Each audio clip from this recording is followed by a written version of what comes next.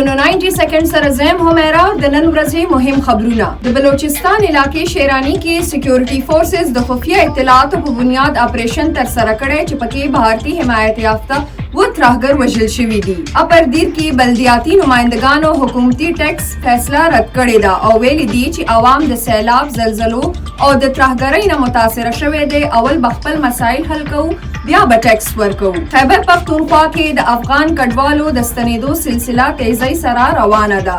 تر اوسه پورې 14,40,000 افغان بیرته خپل ملک ته ستانه شوي دي او پاتې کډوالو سخت نگرانی شروع ده. صوبایي کابینې اجلاس کې د سکولونو او د کالجونو آوټ سورس یعنی نجکارۍ منظوري ورکړې شوې ده. خو دې حکومتي پریکړې په ضد طالب علمانو او استادانو احتجاج شروع کړی دی او دا فیصله مسترد کړې ده. فرنټیر کور نارت بالاحصار قلعه کې د خیبر جرګه تر سره کړې ده چې پکې د امن او امان صورتحال او سکیورټي چیلنجز باندې خبرې اترې شوي دي.